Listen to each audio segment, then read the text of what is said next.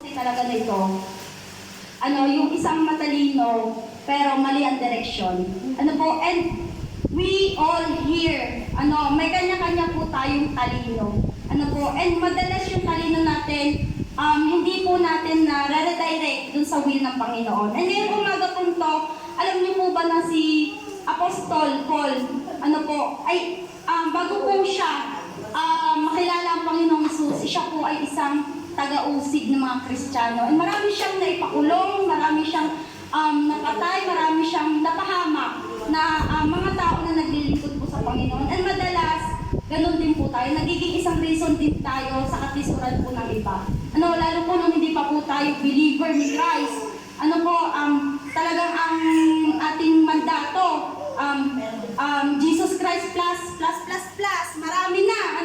Yung iba, yung rebulto, grabe na punasan. Parang akala nyo, yun na po yung anak nila, yun na yung pinaka-Panginoon nila. And yun yung sinalba tayo ng Panginoong Jesus doon sa paniniwala ngayon. Amen. Lahat po tayo nakalaya na dito. Amen? Amen. So, ngayon po, dadako po tayo dun sa unang slide po, no? Kailangan kong itanong sa inyo, kung makikita niyo po yung mga picture po dyan, yung dito po ay papuntang heaven. And yung dito po is papuntang hell. Itanong nyo sa sarili nyo kung kayo po ba ay nasa tamang direksyon dito. Kasi hindi porkit nakaupo kayo dyan, heaven kayo. Tandaan nyo yun. I-guard nyo yung pananampalataya nyo, i-guard nyo yung puso nyo. Na hindi porkit palagi kayo umaten ng gawain, hindi porkit palagi tayo nakikita ng mga leaders natin, langit tayo. Okay? May mga kasalanan tayo tinatago. At yung madalas, yung kasalanan na yun nagiging hadlang kung bakit hindi tayo mapapapunta sa langit. And dito po, tatanungin natin yung ating puso. Kamusta ating puso? Kasi si Apostle Paul, tinuruan po siya ng isang famous na teacher. Na talagang maalam siya sa Griego, maalam siya sa Hebreo. Sobrang makikita natin yung characteristic niya, pero makikita natin na yung heart niya wala sa direction ng God.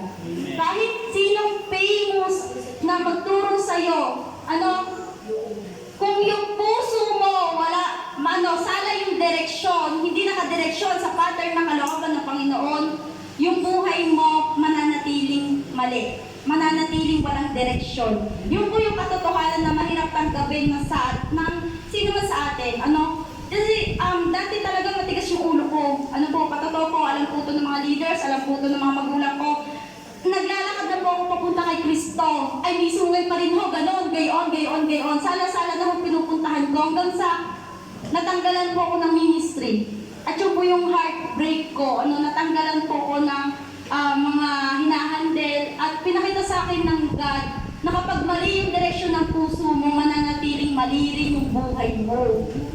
Yun yung katotohanan ko. Kaya kahit sinong mayaman, kahit sinong magandang trabaho, kahit sinong profesyon, yung makita mo, makasalamuha mo, kung mali yung puso niya at wala ang Panginoong Jesus, mananatili po siyang nasa mababang level.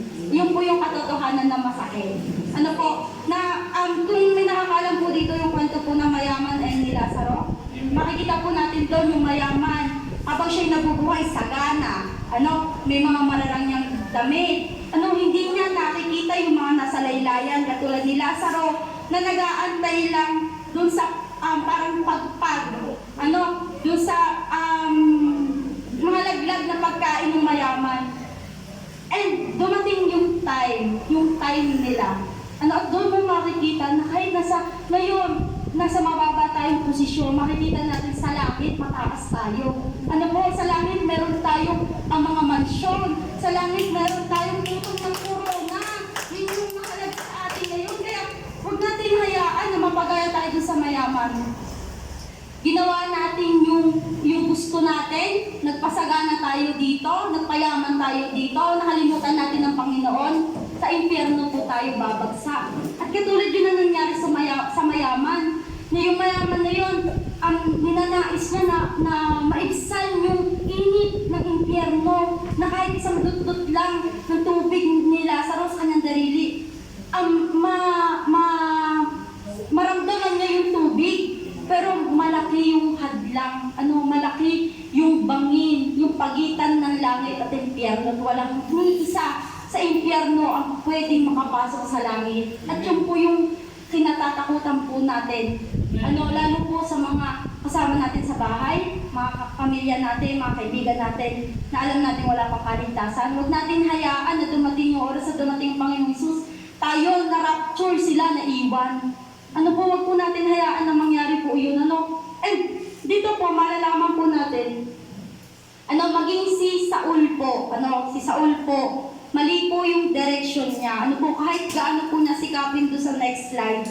Mababasa po natin sa Acts 8:3. Sabi po dito, samantala sinikap ni Saulo na wasakin ng iglesia, pinasok niya ang mga bahay-bahay at kanyang kinaladkad at ibinilanggo din ang mga sumasampalataya, maging lalaki o babae. So makikita po natin dito yung kamalian ng direksyon ng puso ni Saul.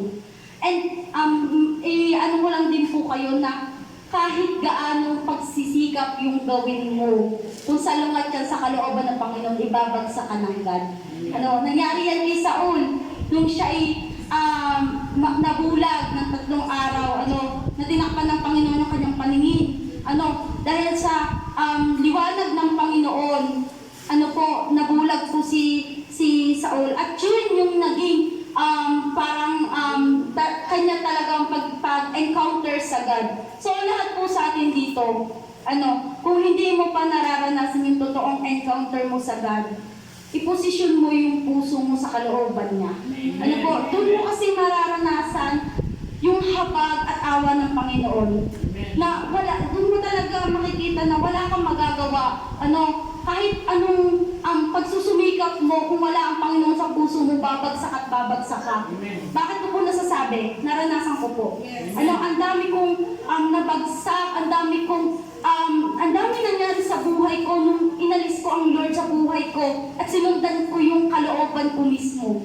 Ang daming beses po akong bumagsak. And alam po yan ng lahat ng mga nandito, lalo po mga leaders po, talagang matindi yung gagawin sa'yo ng God kapag hindi mo inayos yung puso mo, kapag hindi mo sinundan kung ano yung kalooban niya. At ngayon po, meron lamang po tayong 3 puntos, na matatagpuan po natin dito, and ito po ay choose the right path and put your heart in the right place. Ano po yung right place ng ating puso? Sa Panginoong Hesus. Bakit nandun yung puso natin para gawin yung mission niya? Amen? Kung tayo nadapa, bangon tayo, gawin natin yung mission ng Panginoon. Magbalik tayo sa Panginoon at talagang ibuhos natin sa God. Ibuhos natin sa God, yung sagad na pagsunod sa Kanya. Amen po, Sabi po dito, Acts 9 verse 18, noon din may nalaglag na tila mga kaliskis mula sa mga mata ni Saulo at nakakita siyang muli. Tumayo siya at nagpabautismo. Amen po. I-highlight po natin yung tumayo. Napaka-simpleng action yun. Yung pagtayo mo, hindi mo namamalayan, papunta ka na sa ikag-glorify ng Panginoon. Amen po. Yung simple action na yun, ilagay mo lang yung heart mo doon sa kalooban ng Panginoon. Ilagay mo lang yung puso mo doon sa pinapagawa ng Panginoon. Tayuan mo yung pinapagawa ng Panginoon. Sobrang mararanasan nyo yung awa, mararanasan nyo yung pag-lead sa inyo ng Panginoon doon sa tamang direksyon. Amen po, Kaya mahalaga na yung puso natin nasa tamang kinalalagyan. Kasi kung yung puso mo nakatuon sa ibang bagay, yung puso mo ilalayo ka niya sa Panginoon hanggang sa hindi mo na siya maramdaman. Amen po. Pero ang God, hindi tinitignan yun. Hindi tinitingnan yun para hindi ka muling akayin. Alam niyo po ba talaga na tumatatak po sa akin yung Roman shake hands? Yung Roman shake hands po kasi ganito. Ganito po yun. Ganito po yun. Alam niyo po na palagi ko talaga sinasabi sa God, kahit nakakapit ka na, kung ganun kahigpit yung hawak sa'yo ng Panginoon, hindi ka niya bibitawan kasi may purpose ka. Meron kang kailangan lakaran. At yung lalakaran na yun, ang God yung nagtalaga, hindi yung sarili mo. Amen po, Kaya mahalaga na yung puso natin nasa posisyon kung saan naroon ng Panginoong Hesus. Kung yung heart natin wala pa dyan si Jesus, ialay natin yung buhay natin sa Kanya. Mararanasan natin, mararamdaman natin yung pagpasok na sa puso natin. Kasi naranasan ko po talaga yun. Talagang wala po kong ibang example kundi yung sarili ko po. Nung nanahan po ako sa sarili ko at kinalimutan ko ang Panginoon. Naalala ko noon, sobrang sigla ko noon. First year college po. Nakapag-college ako sa awat habag ng Panginoon kasi hindi po kami financially stable. Talagang alam ko yun dito na hindi po talaga kakayanin na makapagtapos po ko. And nung first year po ako, nakapasok ako sa school namin dahil sa awat habag ng Panginoon. Pero nakalimutan ko Panginoon. Ang ginawa ko, nag-backslide ako.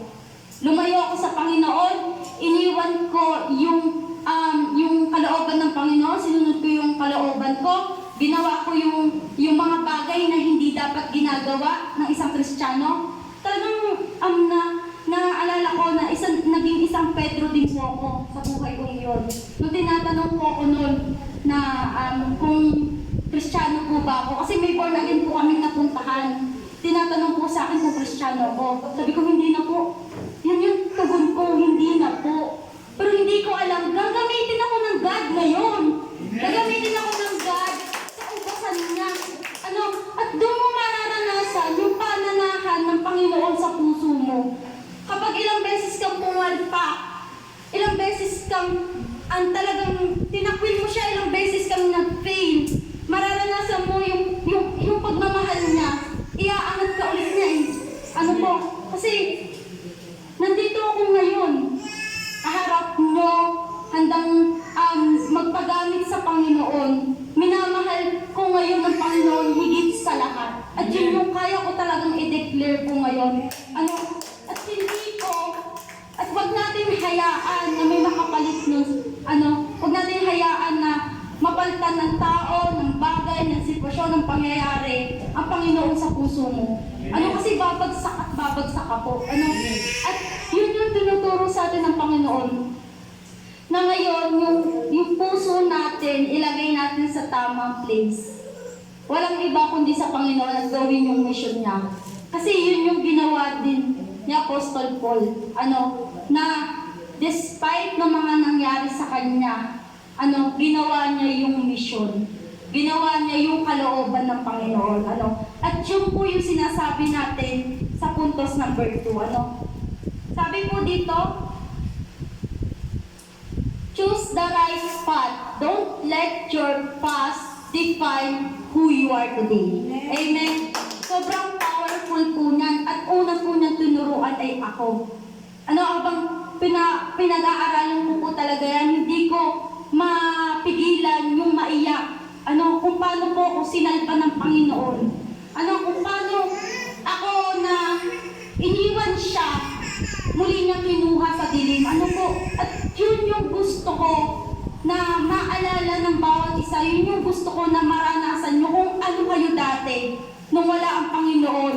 At ngayon kung ano kayo ngayon na nakikita kayo ng Panginoon na nagsusumikap.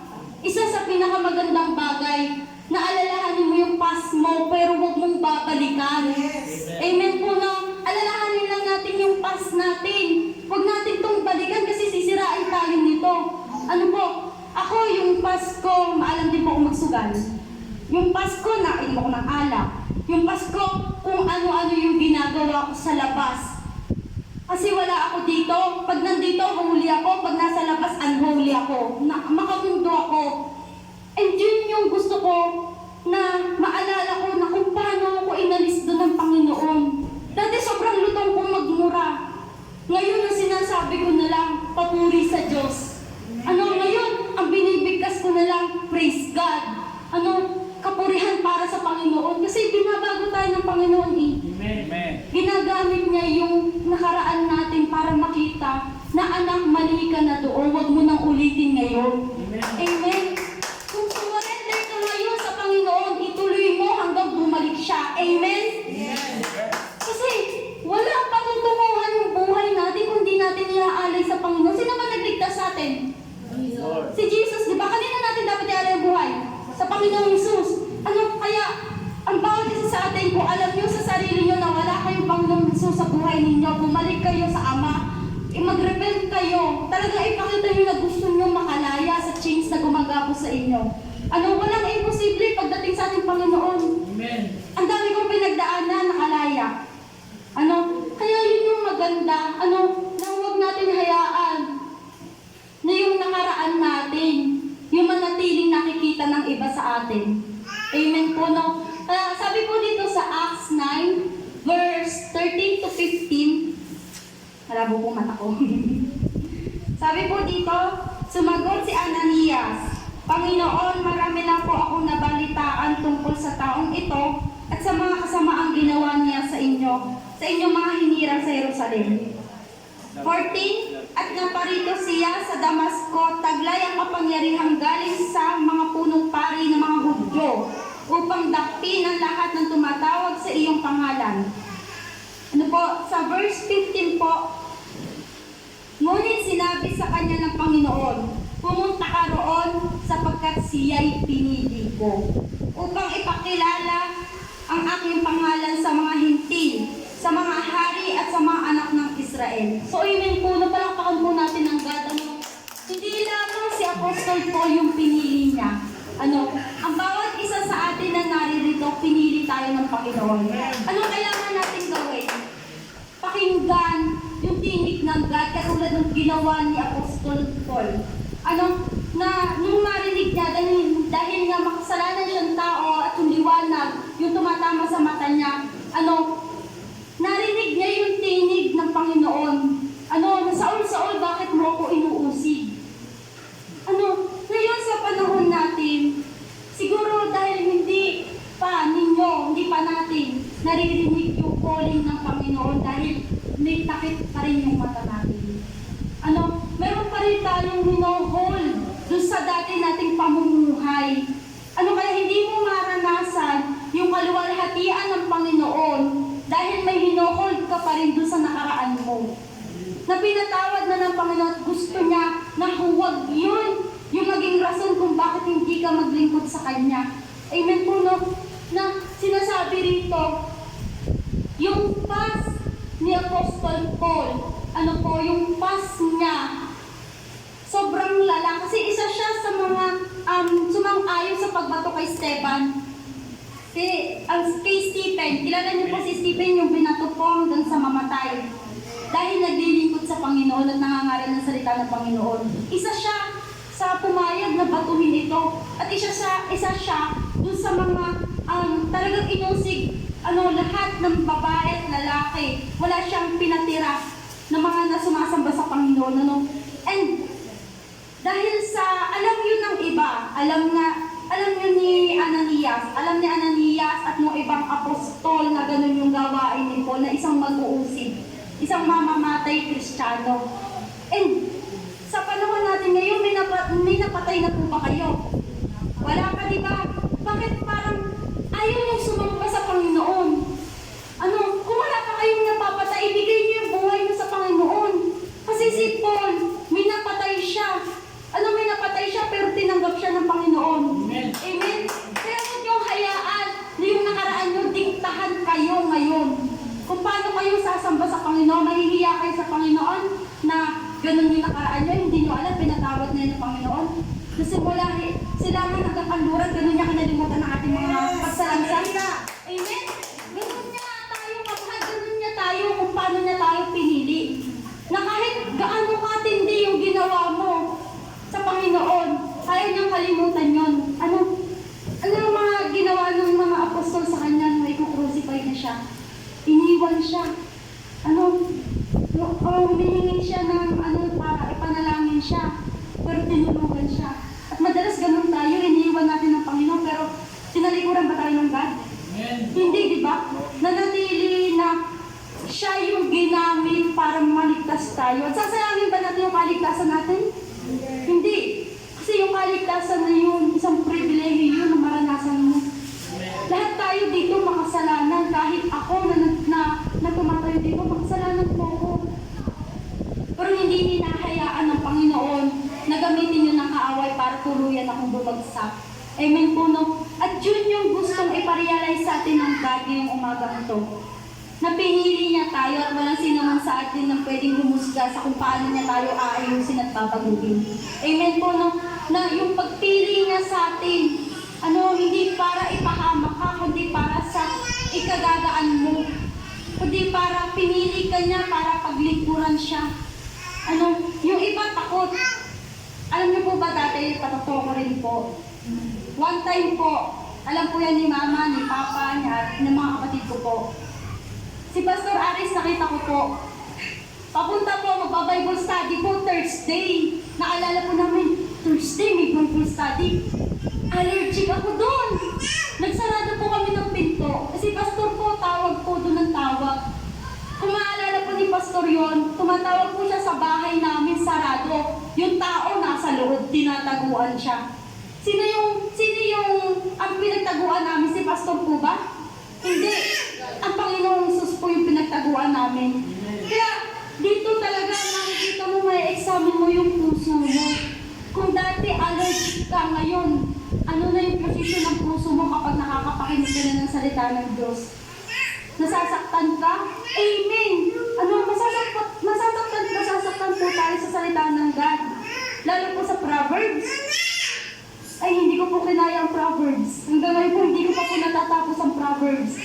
Sobrang sakit po. Parang yung librong niya, sinulat yun sa'yo, para sa'yo. Yung parang, yung kahit nasa lumang tipan siya, puro correction po talaga. Kaya kapag binasa mo, na walang patutunguhan ng mga masasama, maano ko talaga, na parang maano ka po talaga, and aakalain mo talaga na buhay ka na nung ikaw ay nasa lumang tipan pa. Kasi puro patungkol sa'yo yung nakasulat po doon. And dahil noon matigas pa talaga yung sobrang tigas ng puso, sobrang tigas ng ulo. Pag binabasa ko yung di naman ako masama, Lord, di pa ako makakapatay. Ganun po lagi yung nagiging mindset ko. Hindi pa ako masama, God. Hindi ko pa nga nagagawa yung bagay na ginagawa ng mga drug lord. Hindi pa nga po ako nahit-hit. And yun yung mga bagay na akala ko, yun lang yung definition ng masama.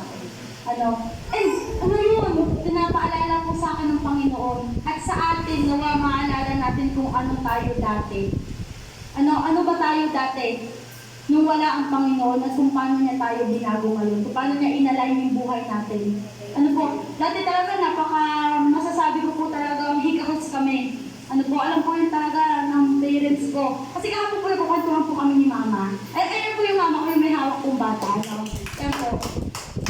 At nagpapasalamat ako sa God na kasama ko siya. Nagkukwentuhan po kami kahapon. Nakamular po kami, And, alam niyo po ba yung isa sa mga sinabi sa akin ni Mama? Pasalamat kayo ngayon, nakakaranas na kayo. Kasi, alam niyo po ba, pumili lang po kami ng ubas at orange. Yun lang po, simpleng bagay. Pero, talagang dati, kung hindi ka mamuha sa puno ng ibang bayabas, hindi ka makakatikim ng bayabas. Ganun po kami, kahirap dati, grabe. Miski isang pirasong ubas, hindi mo matitikman kasi wala kang pera. Pero ngayon ako, nakabili po kami 1 kilo na. Yan po, silang. Diba? Amen po na, ganun ka papaguhin ng Panginoon. Simula sa'yo, idadaloy niya sa pamilya mo. Yung pagpapala, nakasunod lang yan sa atin, huwag natin habulin. Po, yun yung maganda. Kaya nga kasi mga talaga, inaano ko. Inaano ko si Mama na. Kasi doon mo makikita na kapag nagbigay ka sa Lord, doble, triple, yung ibabalik niya sa'yo, sobra-sobra. At yun yung nararanasan po namin. Kung dati yung nakaraan ko, walang-wala kami, ngayon makikita niyo 3rd year na po ako may scholar pa. Even po dahil sa Panginoon, na makakapagtapos ako, dinedeclare ko, rinig niyo lahat. Rinig ng Panginoon, makakapagtapos ako dahil sa Kanya. Amen po. At yun, na sinasabi ng God, na pinili niya tayo. At wala po tayo, hindi po natin dapat sayangin yung buhay natin sa walang kwentang bagay. Hindi po natin dapat sayangin yung buhay natin doon sa panandali ang kasiyahan. Amen. Gusto niyo pang magdusa, ng panghabang buhay o kaysa yung saglit lang. Kahapon po talaga pinatutuo ko. Namuti ka na nga po talaga sa mabangga. And doon, yung hindi ako natakot dahil mamamatay ako. Nagitla po kasi magitlain po akong tao. Nagitla po lang ako doon sa motor. Pero natutuwa ako sa God. Kasi ginagamit niya ako ngayon. Amen po, no? At yun yung sinasabi ng God, kapag pinili ka niya, walang sino man na makakahadlang. Wag mo rin hadlangan yung sarili mo sa pagpili sa'yo ng Panginoon. Masyado ka kay Jesus sa sarili mo. Alam niyo po ba dati, nakakaalam po nito si Sister Aliyah. Dati yung social media ko, hindi naman po ko yung, yung malaswain po yung mga social media ko, hindi naman po. Pero alam niyo po ba dati, ilang years na rin po yung nakalipas na sabi ko po sa kanya, gusto ko yung social media ko, puro patungkol sa God, gano'n. Dumating yung, yung lumagpat. Wala, hindi nangyari. Kailan po nangyari? Nito lang po talaga nung nag-surrender ako sa Panginoon. Ginagamit niya na yung social media ko para sa ikaluluwalhati niya. Talagang inaano ko na, okay lang matawag akong baliw. Kaysa maging left behind. Kaysa maiwan. Okay lang na sabihan nila ako ng KJ. Huwag lang maiwan. Okay lang na kapag niyayaya nila ako sa mga maling gawain. Kasi may bumukod po ako ng circle. Kasi yung dati ko pong circle, more on alcohol po talaga sila. And doon po ako din natuto po ulit. And alam niyo po ba na kahit anong yakap na po sa akin, hindi na po ako nasisway. Kasi yung nakaraan ko, tinapos na yun ng Panginoon, tinuldukan na yun ng Panginoon. Even sa paso natin ng Panginoon, tinuldukan na yun ng Panginoon sa akin. At kaya niya rin tuldukan yun sa inyo. Amen. Kaya putulin ng Panginoon yung mali yung nakaraan para ikagagamit sa kaluwalhatian niya. Ganun na po tayong pinili, na walang kahit na nakaraan natin, yung pwedeng magamit sa atin. Kasi kita ng God yung puso natin kung paano tayo nagsusumikap na makasunod na po sa Kanya. At isa yun sa bagay na tinuro po talaga sa akin ng Panginoon, na isipin ko yung nakaraan ko, pero wag kong babalikan yung nakaraan ko. Kasi sobra-sobra po yung nangyari sa nakaraan ko. Hindi nyo makakalain na ang isang katulad ko magagawa yung mga bagay na gano'n. Kasi sa bahay po, napaka-anghel ko. Napaka-anghel ko po sa bahay. Di alam din na mama, paglabas ko ng bahay, isa na po akong, kung tupa ako sa bahay, sa labas, kambing mo ako. Minsan toro pa nga at nakikipag-away. Alam niyo po ba, patotoo rin po na nakaraan, nung Pasko po, yung kaibigan ko po ngayon, diyan na po nakatira. Hindi ko po talaga siya kaibigan, mortalainin ko po yun. Binubugbog ko nga po yun sa daan. Sa diyan sa puto. Ganun po ako, kabara ako dati.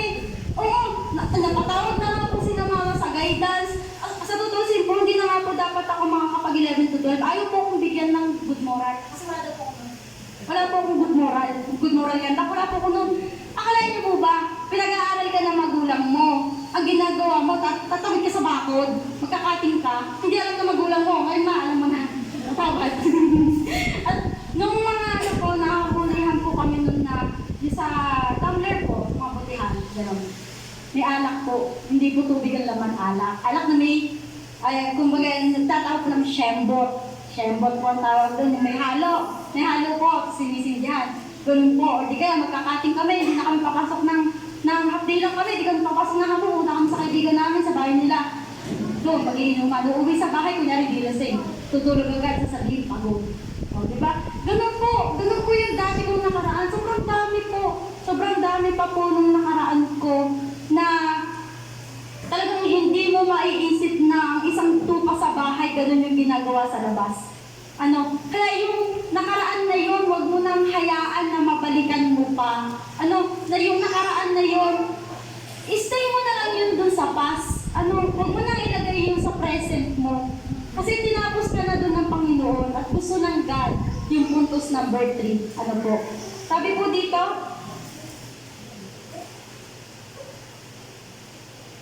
choose the right path, and do the will of God, not yours. Sobrang daling sabihin nito, sobrang daling basahin. Sabi dito, piliin mo yung tamang landas, gawin mo yung kalooban ng Panginoon, hindi yung kalooban mo. Dahil matigas ang ulo mo, ginawa mo pa rin yung kalooban mo. Pero dahil mahal ka ng Panginoon, ayaw niya mapahamak ka, binabalik ka niya sa kalooban niya. Amen. And huwag natin hayaan na yung manatili yung kalooban natin yung nangunguna sa atin. Kasi ipapahamak tayo ng sarili natin kalooban.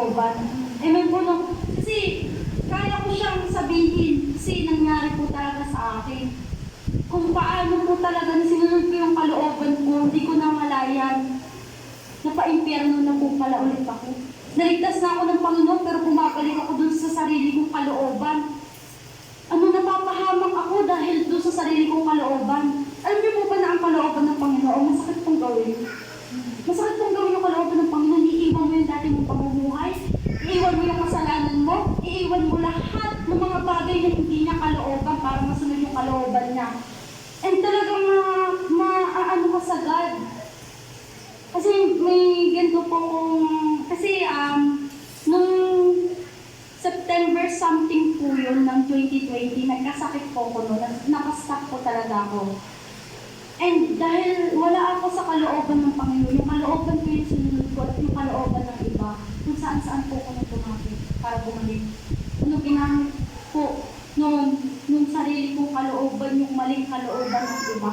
And alam niyo po ba na napahamak ako, mas tumindi yung sakit ko na halos di po ako makabangon, hindi po ako makainom ng tubig, hindi po ako makakain.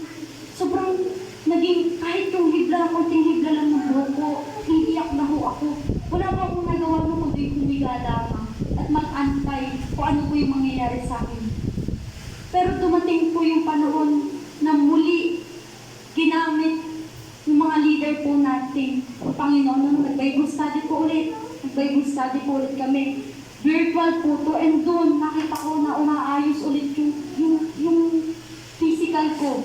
Na-align po ulit. And alam niyo po ba na kapag sumusunod ka sa kalooban ng Panginoon, kahit gaano kasakit yung kalooban na yun, kahit gaano kasakit yung pinapagawa sa'yo ng Panginoon, pag napagtagumpayan mo yun, talagang ma-amaze ka sa Panginoon kung paano niya nagawa yun, kung paano na yung kalooban ng Panginoon iniligtas ka sa lahat ng kapahamakan na naghihintay sa iyo. Wala po tayong ibang kailangan gawin, kundi magtiis dito kasi yun po yung sinabi sa atin. I-endure natin yung pain dito. Kasi sa taas wala tayong mararamdaman na ganun. Dito lang yun. Hindi po tayo taga dito.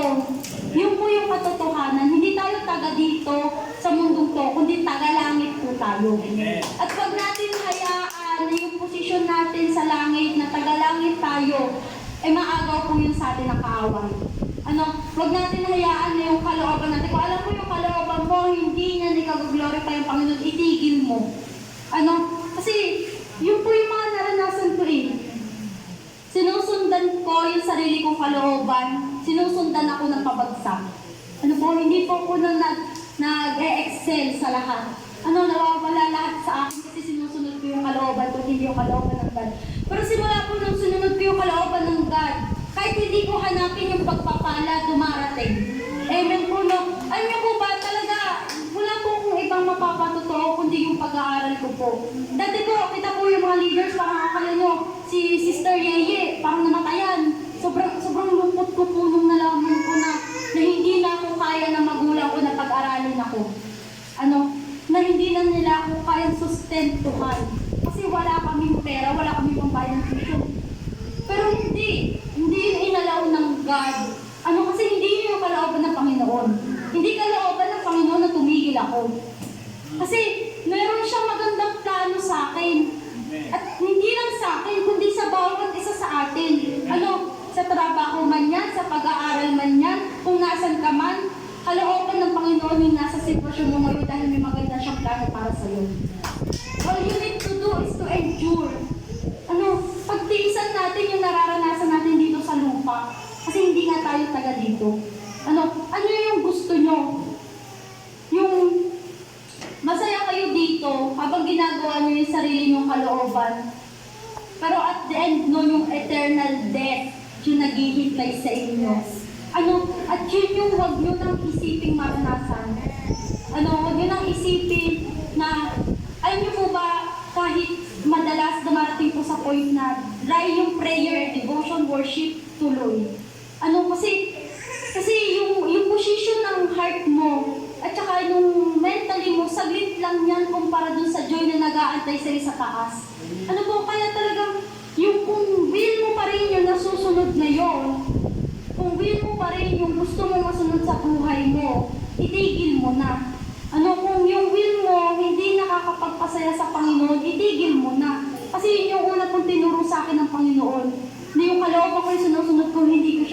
nakakapagpasaya. Alam niyo po, dumating sa point yung sinasabi ni na pastor na napapalungkot yung Holy Spirit and hindi mo na siya marinig. Naranasan ko po yun. Alam niyo pong hinihingi ko sa God, i-restore ako. And ngayon, i-restore ako ng Panginoon at ginagamit niyo po muli. At yun yung nagagawa. Yun yung nagagawa na sinusunod mo yung kalooban ng Panginoon. Kahit mahirap kasama mo ang God, pasok ka. Kahit mahirap kasama mo ang Panginoon, malalabasan mo yung dinaraanan mong masikip na daan. Kasi yun yung pong nararanasan ko. And patuloy po, paalala po doon sa next slides po natin bago po tayo pa-conclusion. Yung God's will,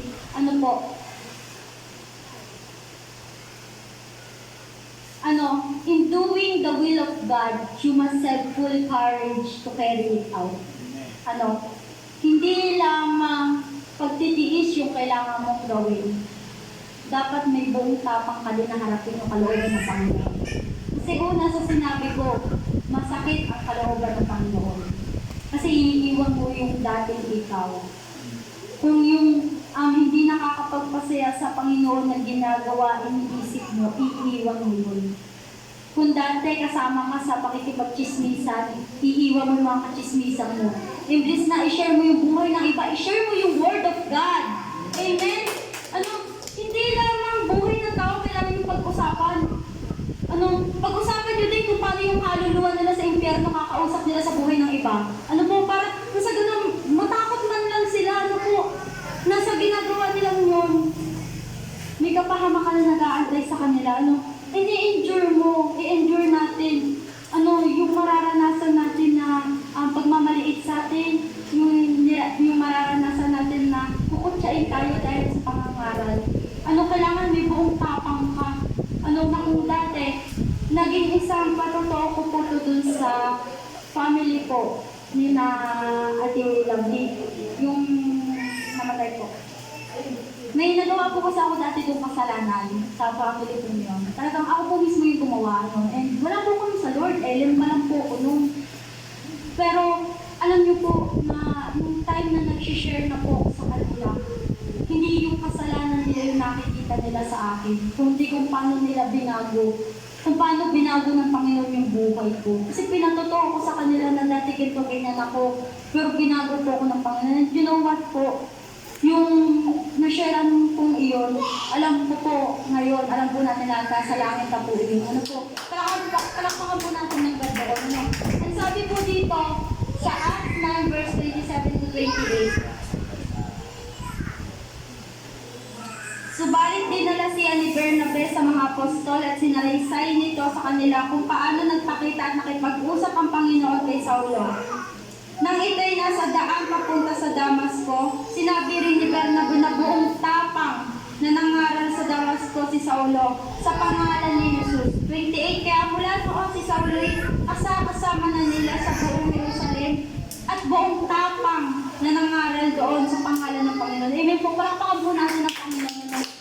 Na kung yung dating kilala nilang taga-usig dahil natatakot ang mga apostol. Kasi nga, biruin mo, sumusunod ka lang sa Panginoon, ipapapatay ka pa. Yung nakaraan niya, pero dahil ginagawa niya na ngayon, yung kalooban ng Panginoon, na buong tapang niya talagang hinaharap. Kung dati, natatakot sa kanya yung mga tao, bago siya mag-share ng salita ng Panginoon, pinagdududahan po siya ng mga tagapakinig. Kasi, kaya nga siya napunta dun sa lugar na yung para hulihin yung mga sumasampalataya sa Panginoon. Pero pumunta siya doon para mangaral. Ang isipin niyo doon sa maikling daan na yun, sa maikling panahon na yun, nakatagpo niya ang Panginoon para baguhin yung buhay niya. And hindi pa huli ang lahat para sa atin maranasan yung ganong pangyayaring pagbabago. Amen po, no? At yun yung maganda kapag yung will na ng Panginoon, yung ginagawa mo, at hindi yung kalooban mo, no? Nagkakaroon ka ng buong tapang. Ang God yung magbibigay sa'yo ng buong tapang para i-share mo yung Word of God. Para i-share mo yung kaligtasan na meron ka. Huwag tayong maging madamo. Huwag tayong maging madamo sa langit. Ano ang langit para sa lahat yan, sa lahat ng tumanggap sa Panginoon, sa lahat ng sumasampalataya sa Panginoon. Huwag natin ipagkait yung kaligtasan na meron tayo. Kaya nga po, meron tayo youth fellowship. Tinuturuan tayo kung paano mag-share. Kasi gusto ng leader natin, gusto ng Panginoon na kapag dumating yung time na mag-rapture, kasi darating yun, at nandito na tayo sa panahon ngayon. Hindi na tayo dito para maglukuhan, hindi na tayo dito para hipokrito sa Panginoon, hindi na tayo dito para sundin pa rin yung gusto natin. Nandito tayo ngayon para magpakatotoo sa Panginoon, para gawin yung kalooban niya. Sino dito gusto maiwan sa rapture? Ayaw nyo, pero ayaw nyo rin gawin yung kalooban ng Panginoon. Sana after nitong message, kilala niyo pa rin ako bilang Sister Yeye. At hindi bilang KJ na tao. Kasi hindi po ako ang nagtuturo nito. Ang Panginoon po yung nagpapaalala sa atin na hindi tayo nandito para gawin pa yung sarili nating kalooban. Nandito tayo para gawin yung kalooban niya. Kasi kung ayaw mong maiwan sa rapture, gawin mo kung ano yung kalooban ng Panginoon. Amen. Amen. Kung takot ka maiwan sa rapture, mas matakot ka na hindi mo rin mabahaginan yung mga kapitbahay mo, yung mga kakilala mo, yung mga kaibigan mo. Kaya nga po yung isa ko pong kaibigan, kahit hindi niya na po ako nire-reply, baka nagsasawa na po siya sa akin. nagsasawa na po siya sa Panginoon. Hindi na po niya ako nire-replyan sa TikTok, sa IG. Hindi na po ako nire-replyan. Kasi puro pagtutuwid po yung sinaset ko po sa kanya. About po dun sa talagang kailangan niya manumbalik sa Panginoon. Kasi born again din po siya eh. Pero pinili niya po yung sarili niyang kalooban. At yun yung kailangan natin na muling makuha, muli nating maabot. Kaya nga po meron tayong t-shirt, abutin. Aanin mo yung title doon sa t-shirt mo kung hindi mo gagawin.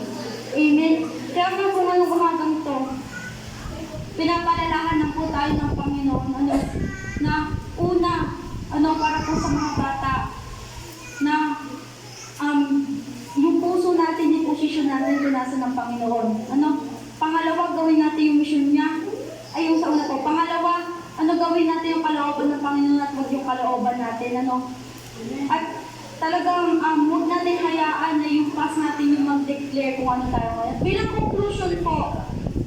conclusion po natin, sinasabi po dito, direct your heart to Jesus. Whatever you have, use it for the glory of the Lord. Because you have been chosen by the Lord. It has given you a new name and identity. Amen? Bago na tayo sa Panginoon, meron na tayong bagong identity